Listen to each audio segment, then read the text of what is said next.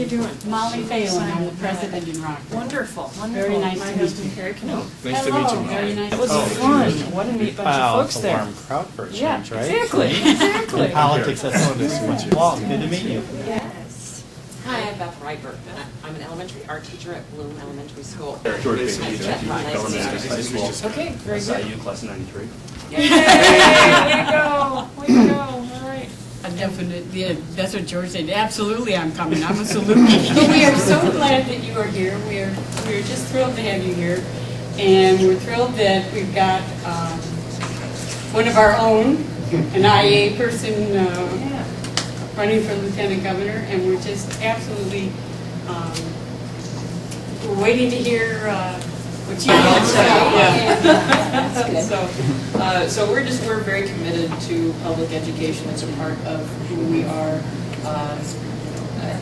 and we're from Carbondale, which I suppose has some impact on how we. And it just seems to me a real shame that in the state of Illinois, any kid growing up doesn't get a good quality public education, no matter where they live, no matter what their zip code is, no matter what the real estate property tax base is.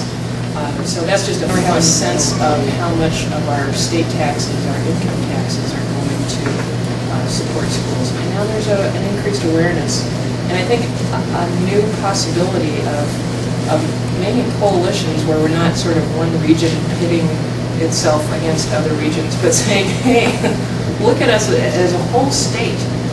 There are a few places that have rich resources, and their students are doing fairly well in terms of being supported.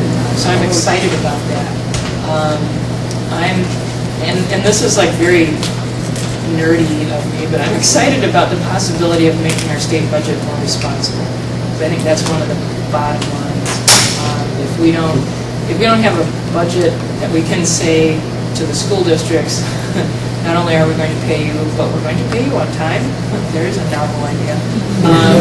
That would be so much better for all those tough decisions. So will involve decisions that will make the governor and me and any state legislator who supports them not the most popular person around. Volunteer. Hey, if you can show me that the money is going to go to education, I'm ready to do my share. People say this to me on a really regular basis. I'm very energized by that. The major difference is that you and Governor Quinn are very much supportive of keeping the defined benefit plan the way it is, as opposed to... That's a huge difference. Yeah, there are many huge differences between Governor Quinn and me and State Senator Brady, and that's certainly one of them. Governor Quinn has really put his political capital on the line to make sure we finance public education. In an election year where lots of folks run the other way or have the home alone face when you talk about increased revenue, Governor Quinn said, "This is what I want to do," and I respect his courage for doing that. So when he talks about a 10% across the board cut, we're talking about $1.26 billion out of education in the state. That's huge. That's huge.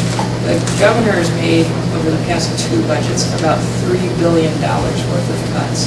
And everyone knows that that's been a painful process. When you look at mental health agencies, you look at transportation budgets for the school systems, the cuts are not, it's not like people have a line item for waste and abuse and we're going to say, oh, well, this year we won't be spending money on waste and abuse.